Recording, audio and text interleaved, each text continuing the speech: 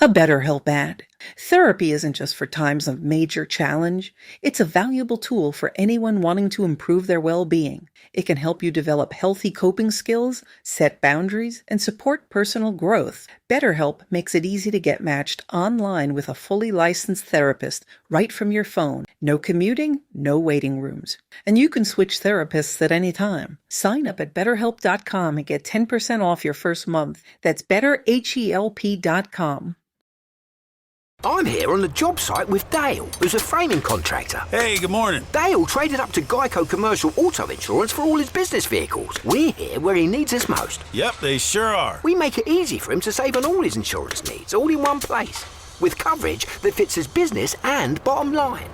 Oh, I shouldn't have looked down. It's all right. We're so far up here. Look at me. Take a deep breath. No, I'm good. So good. Get a commercial auto insurance quote today at geico.com and see how much you could save. It feels good to Geico.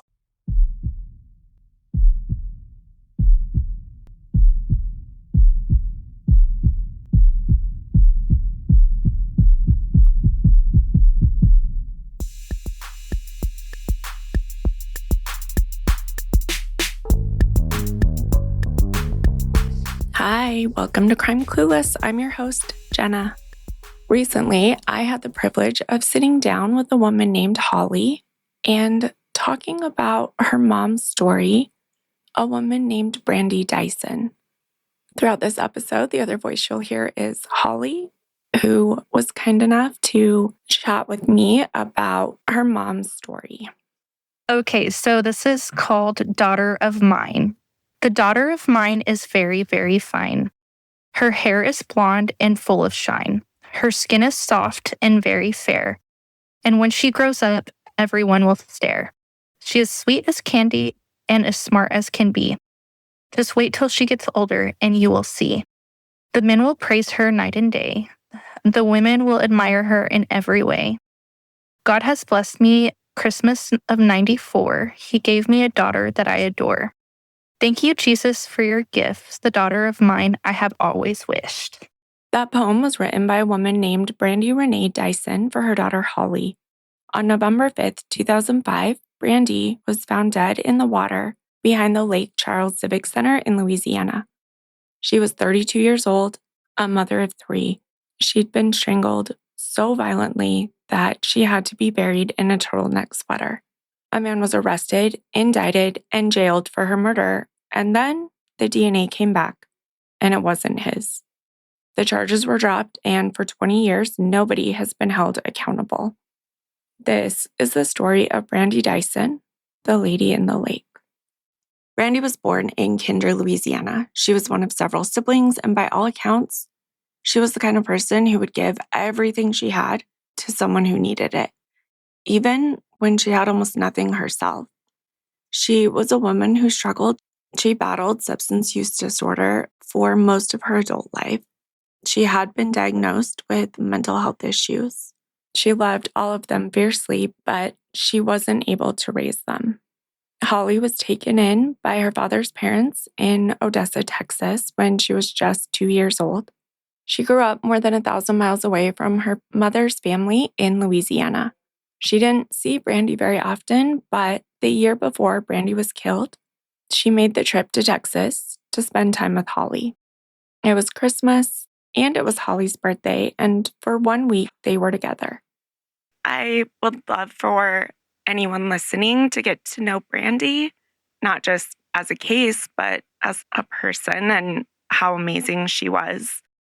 Do you want to start out just by telling me about her? Yeah, so I actually didn't know her all that well. She had addiction issues, and I actually was looking for a couple of letters that she wrote for me because I think her words speak the best. But I was adopted by my grandparents, or taken in, they took over custody when I was 2. I didn't see her very often, but I talked to her on the phone. I saw her the year before she passed away. She came down and I had a whole week with her, and it was amazing. And I'm so glad that she did that, because if it wasn't for that, I wouldn't have remembered her face. So you were about 9 when... Yeah. I was about 9 when she came and saw me. Mm-hmm. And my birthday is December 23rd. So it was Christmas, my birthday. She brought me a bunch of gifts. We hung out. I was still pretty young, so I don't remember like the whole thing, but I do remember like her physically being in front of me, I was so excited about.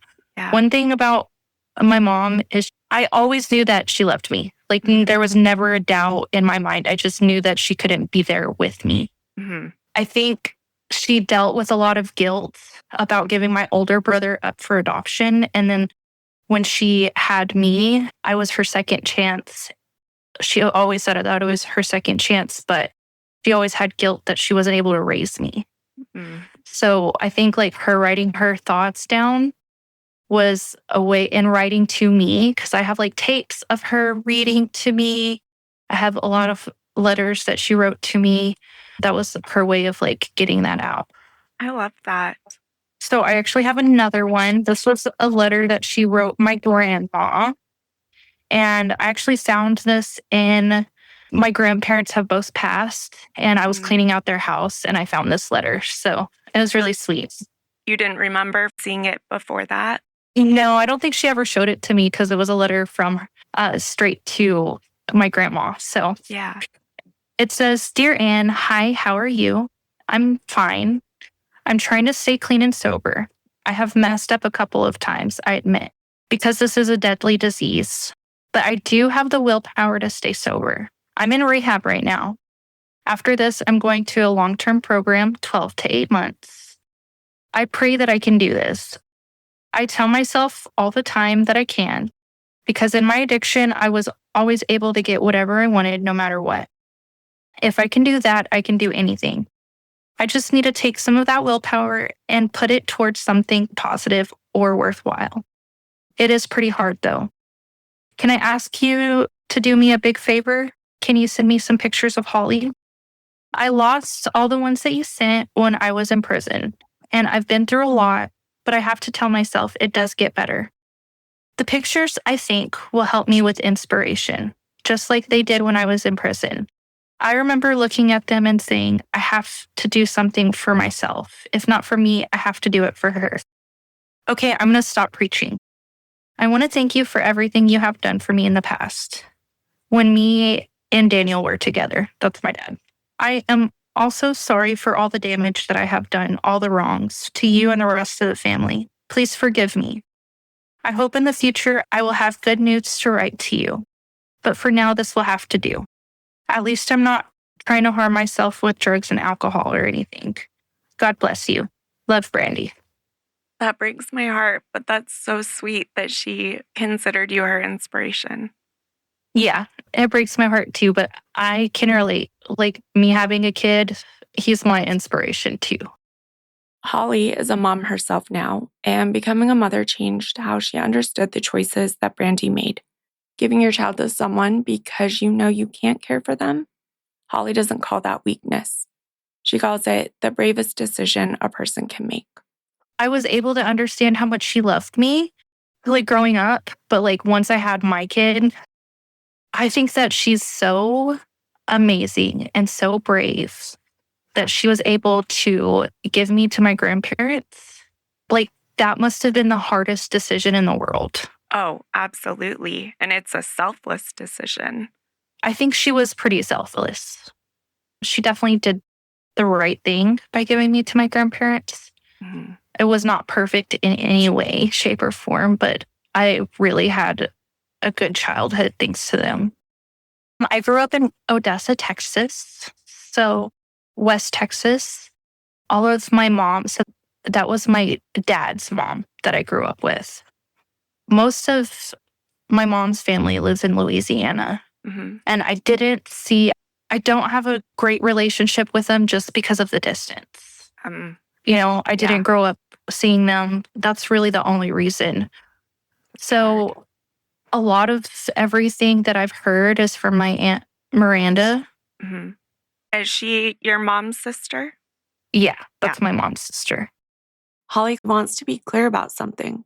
Her mom wasn't what society calls a, quote, perfect victim. Yes, she had a criminal record. and she struggled with addiction. Holly is tired of watching those facts be used to make her mother's life worthless. I think my mom was the most kind-hearted person I have ever met, ever known. I think that she would often help people at the expense of her own. That's exactly what it sounds like.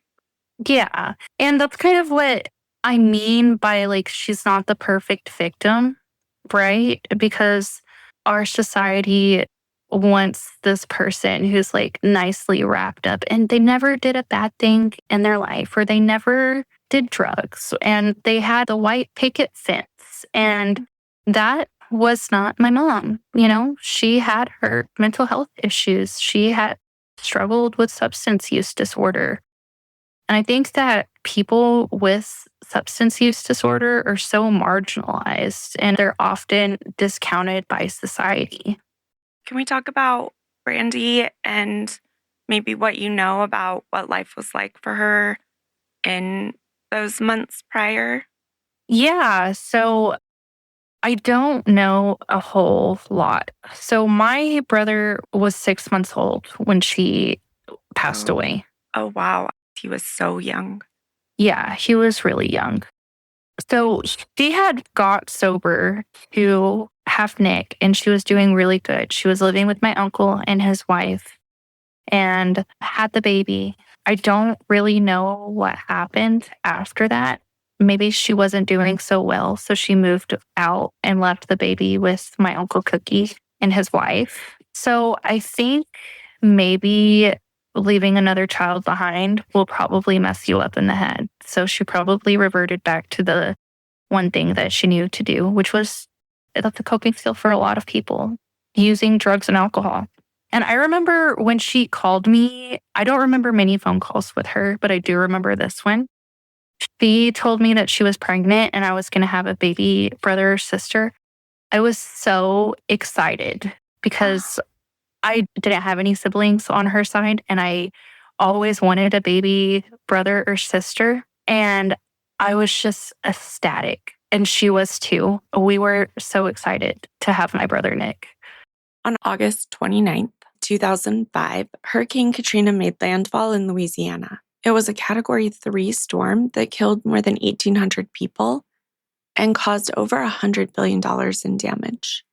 And adjusted for inflation, we're looking at about $200 billion today.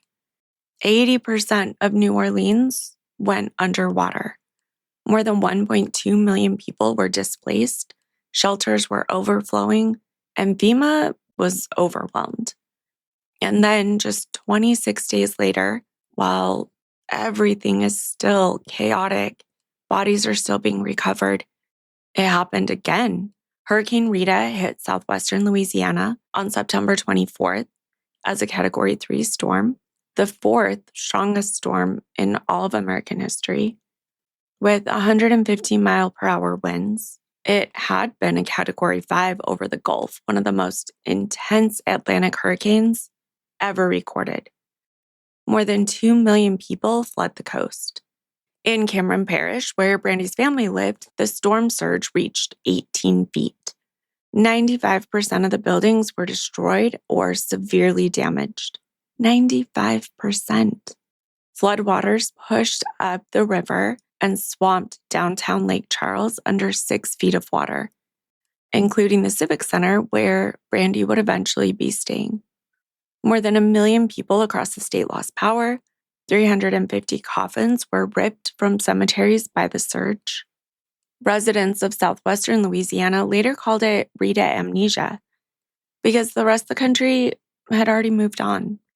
One survivor put it this way: Katrina got the cameras, but Rita took our homes. Rita took everything.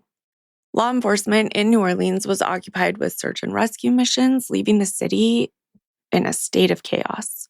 Researchers found an almost 200% increase in burglary the month following Katrina compared to the month prior. Hurricane Rita also had an increase in burglaries and auto thefts across the state. Louisiana's murder rate was already more than double the national average at the time. It was 7.08 per 100,000, compared to 3.26 nationally. The robbery rate was nearly double. Aggravated assault rate was more than double the U.S. average. And then the storms hit, and the system that had already been struggling simply broke. This is the world Brandy Dyson was living in when she was murdered, a region in ruins. Law enforcement stretched to the breaking point. No surveillance cameras, no cell phone records. Thousands of strangers pouring into the area for hurricane recovery work, and a woman living alone on a pier by the water with nobody who could reach her.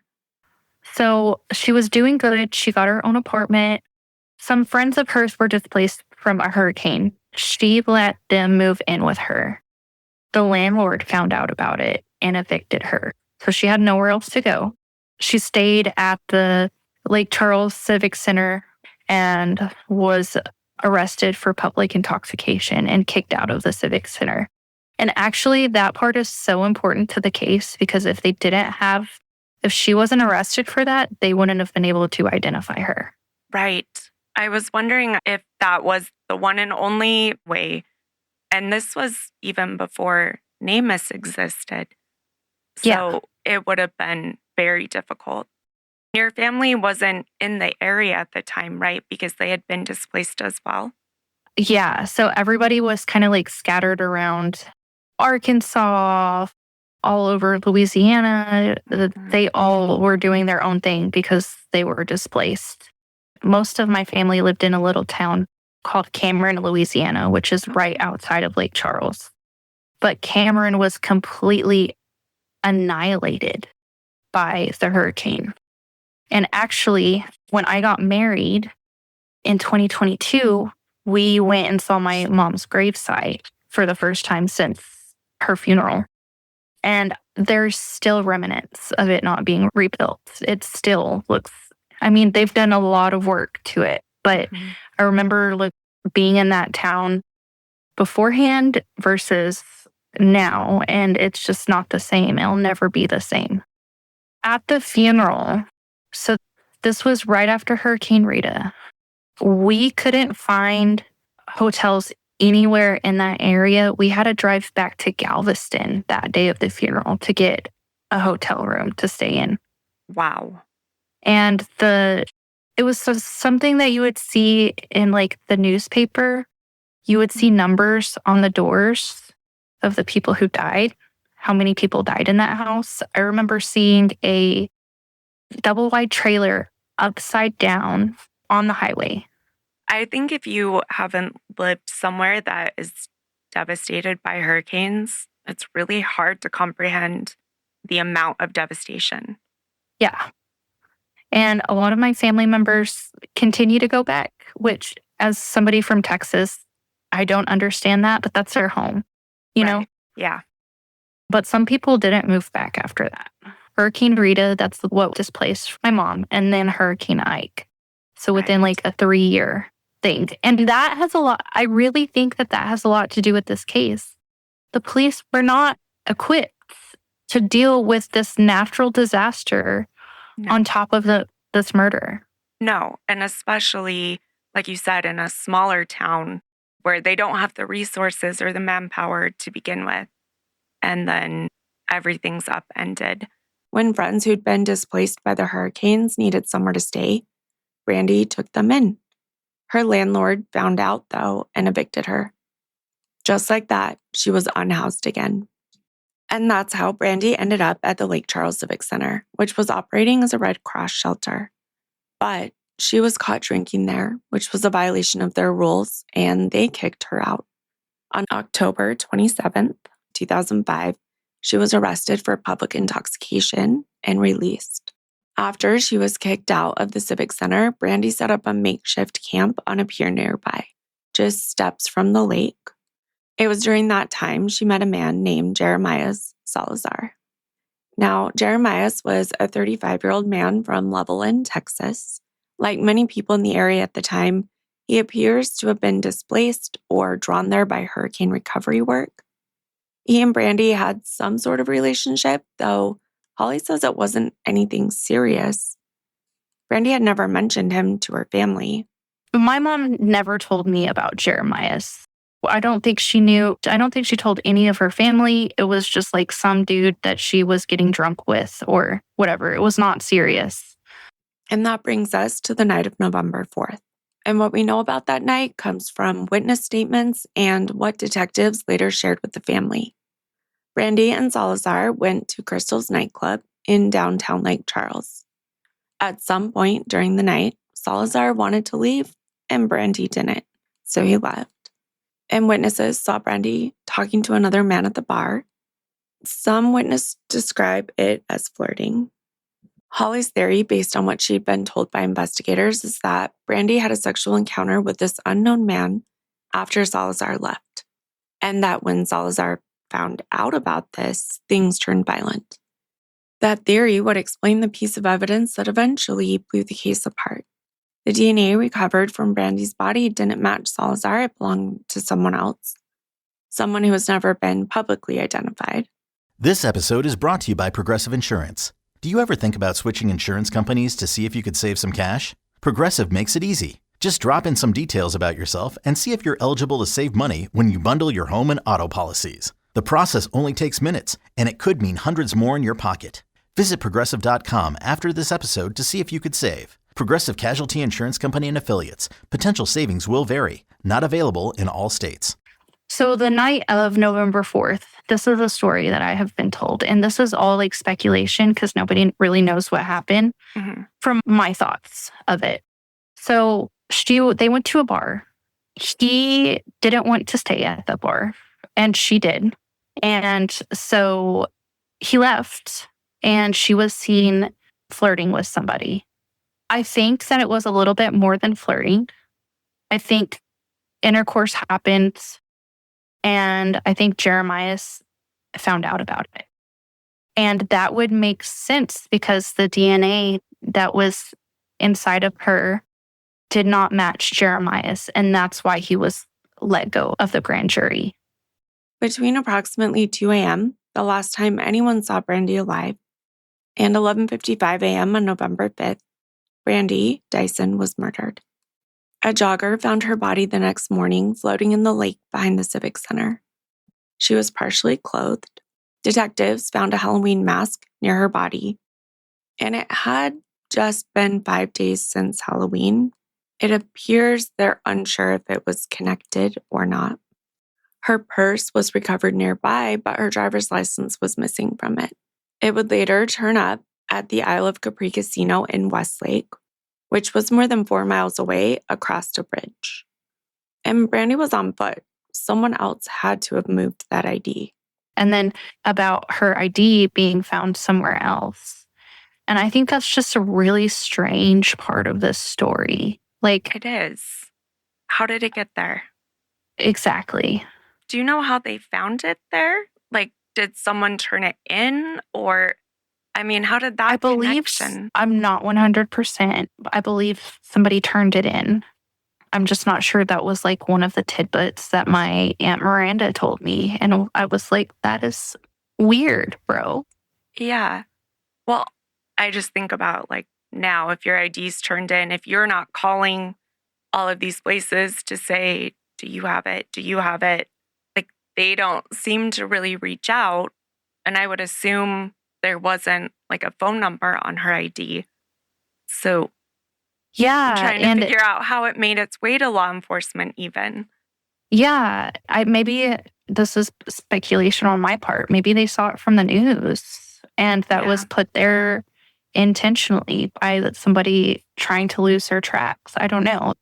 That's just very strange, especially since she was on foot.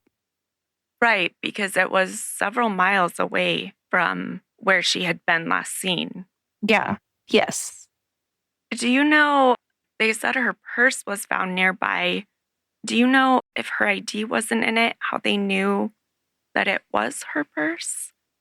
I am not sure about that, actually. I'm curious. No idea. I'm curious if there was money or maybe there was like cards, like a credit other card. belongings. Yeah, probably not credit cards, but like maybe there was something else with her name on it. I don't know. And that's the hard thing. Like, I was so young. And there's so many questions. Even I've been doing this for 2 years now and still have so many questions. The brutality of the attack on Brandy was staggering. She had been strangled with such force that the bruising on her neck was described by her own father as the darkest he'd ever seen. Brandy wore a dog choke chain as a necklace. Her sister Miranda later wondered if it had been grabbed and used against her. Her wrist was broken. At the funeral, the family was told she had to be buried in a turtleneck sweater with a band holding her arm in position for the open casket. She wasn't in the water that long. Like, her body wasn't decomposing where it would be if it had been a day or more. So, did they ever give you an indication of how long they thought she was in the water? Yeah, no, I'm not sure how long, but it was a very short time. We were able to have an open casket. But I think that's a lot of another barrier of getting this case solved, of when a body is in water, evidence starts to disintegrate. So another piece of evidence was the Halloween mask, which is an interesting detail. Yeah, it was shortly after Halloween, right? Right. So I do believe that they did test the DNA. That was one of the things that they tested, and nothing came out of it, which is also like, I can't tell you how many times in my life I have got excited for this new piece of evidence and been like, oh, something's finally going to happen. And actually, I think when he told me that nothing had happened with that piece of evidence is when I stopped reaching out as much, because I just got discouraged. When Brandy was murdered, Holly was only 10 years old, and she didn't know any of these details yet. The day after her mother was killed, she was on stage at a school performance, a play or a singing program, and she was excited. She'd been looking forward to this. Her dad and her grandma were in the audience, but when she looked out at them from the stage, she knew right away something was wrong. Sharing that looks like a big part of it. So the day after my mom passed away, I was super excited. I didn't know that she had passed yet. I was super excited because we were doing it or singing, cooking, or whatever it was. And when I was up on stage, I saw my dad and my grandma, and they weren't excited like they would have been. Like, they weren't super smiling, or, usually they'd be having a great time. And I thought that that was super weird. And I just got a pit in the bottom of my stomach. And the car ride home was like really quiet and awkward. And that's just not how.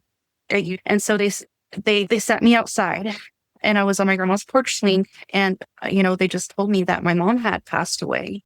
And I was so young. I knew what it meant, but I didn't understand what that meant for me or what that meant for the rest of my life, Right. or the impact that it would have on me. And I just remember crying, not really understanding the gravity of the situation. And I remember my dad taking me for a walk afterwards. And I feel like from that moment on, they didn't really know what to do with me. Because how do you help a kid who has lost her mother in that way? Don't get me wrong, they tried. Yeah. But I can only imagine what they felt and what they went through doing that. There's not a handbook, I don't think, on that either, how to break that news or how to support your 10-year-old daughter or granddaughter through all of that. In 2005, the investigative tools that we take for granted today barely existed. There was no surveillance footage near the Civic Center or at Crystal's nightclub. Holly later pointed out that many businesses in the area still didn't have power because of the hurricane damage. Cell phones weren't widely in use. There was no Facebook, no digital footprint to trace. That added difficulty from the hurricanes to where there might have been surveillance that saw her coming or going, or if not for exactly when it happened. And Lake Charles, a city with no dedicated cold case unit, was drowning. Crime had spiked in the aftermath of the storms, and the homicide clearance rate in that part of Louisiana was, according to one published account, just 7%. Yeah, which is insane to me. When I heard that, I was literally flabbergasted. Me too. I've never heard 7%. There's a completely different problem when it's 100%, but 7%? Yeah. Despite all of that, the initial police work was aggressive. Detectives identified Salazar quickly. They confirmed the relationship. They found a bus ticket paid for by FEMA that had both Brandy's and Salazar's name on it. The two had planned to travel to Tacoma, Washington together. After the murder, Brandy never got on that bus, but Salazar did. I do believe that he either had ties there, knew family there, and FEMA paid for that bus ticket for both of them. And he got on the bus and she didn't. So that seems to me like, I don't know, that seems a little sus, a little sketchy. I don't know. I was trying to figure out how far after or like what their relationship was like, if he was just fine with her not coming, if he already knew that had I would like happened. to know that too. Yeah. 3 months later, police tracked Salazar to Tacoma. The lead detective flew out there himself. They arrested him and drove 5,000 miles to extradite him back to Louisiana. A grand jury indicted him on 1 count of second-degree murder, and he was held on $1 million bond. Holly's family believed at this time that it was over, that they would get justice for Brandy. When he was arrested and indicted, we did feel like the case was going to be solved. We absolutely did. I mean, he was in jail for a year. And for officers to drive from Louisiana to Washington, you know how much resources that is? Yes. The time and going all the way out there to bring him back, track him down. It's the detective, the main detective that was on the case, flew out there himself. So they really had eyes on him with a huge bail. A huge bail, and they literally flew him across the country to go get him. The police work done in the beginning was like extensive for everything was going on with the hurricanes. Right. And I don't remember being told that he was let out. I think this was like me finding out things as I was older. But there were cracks in the case from the start. One detective, McCullough, had attended an FBI crime lab seminar where he learned a technique for lifting fingerprints from a body by letting the skin air dry. He wanted to try that on Brandy's neck, but for some reason he was overruled. The lab never checked for fingerprints, and they chose not to do that. Do you have any indication of why he was overruled on that? I do not know. And actually, I don't remember them telling me that, but I was also really young. So when I read that, I was like, what the fuck? Why didn't they do that? And then the DNA results came back. The DNA recovered from Brandy from what detectives believed was a consensual sexual encounter did not match Salazar. In July of 2007, the case was sent back to the grand jury, and this time they returned a no bill, which was crushing. The DA explained the reasoning. If they went to trial and lost, they could never retry him. By dropping the charges, they preserved the option to come back if new evidence surfaced. And so then Salazar walked free after a year in jail, and he has never been recharged. Holly says police have told her something that keeps her up at night. I've been told before that in police's mind, this case is already solved. There's just no evidence to back it up. I would love to know what that is. Unfortunately, I just don't think until trial, I'll ever learn any of that stuff. Holly also makes a point that I think is important. If the theory is that Brandy had a sexual encounter with another man at the bar and Salazar found out and killed her in a rage, then the DNA mismatch doesn't exonerate Salazar. It really explains the evidence. I think intercourse happened. And I think Jeremias found out about it. Mm-hmm. And that would make sense because the DNA that was inside of her did not match Jeremias. And that's why he was let go of the grand jury. Right. So it makes sense why Jeremias' DNA wasn't on her if the story was that she found somebody else at a bar and he got mad about it.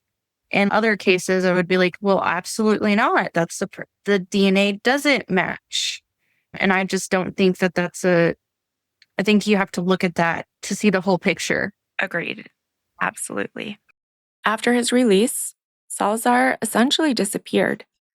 The Helen Gone podcast tried to find him. His own family, including his daughter, hadn't heard from him in years and didn't even know about the murder case. His daughter told the podcast he had mental health issues and violent outbursts. He was last arrested in 2023 in Lubbock, Texas. Well, from what I know about Jeremias, she's also a drug user.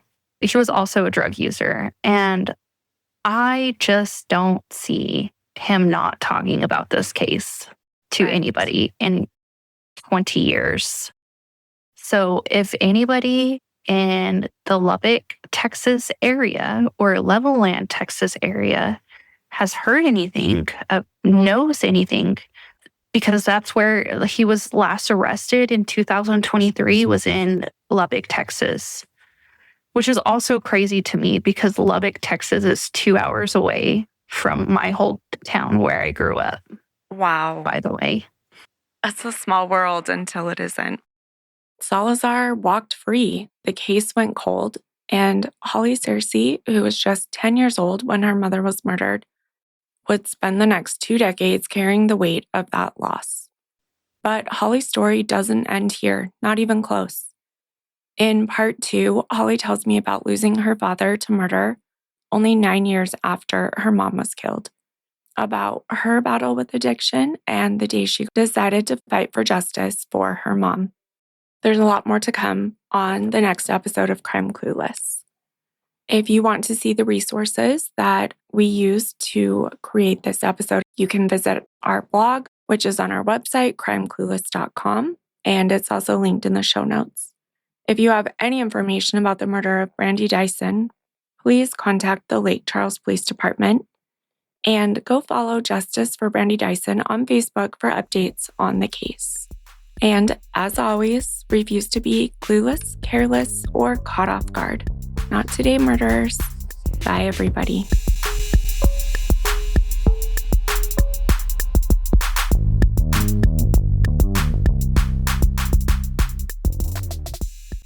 Lost support through telehealth, but it feels overwhelming and rushed? Check out OrderlyMeds.com now. OrderlyMeds.com was built to be different. Here, you connect with real doctors who take the time to understand your goals, review your eligibility, and guide you through a plan that's right for you. Orderly Meds provides access to proven GLP-1 medications like semaglutide and tirzepatide, including both name brand options and personalized compound versions when appropriate. So you have choices backed by clinical oversight, not guesswork. It's a simpler, more supportive telehealth experience designed around people who want clarity, care, and confidence in their weight loss journey. And your medication is delivered directly to your home in discreet packaging, so your experience stays private from start to finish. Do your research, ask the right questions, then visit orderlymeds.com/podcast for an exclusive offer. Again, that's orderlymeds.com/podcast. Individual results may vary, not medical advice. Eligibility required. See site for details.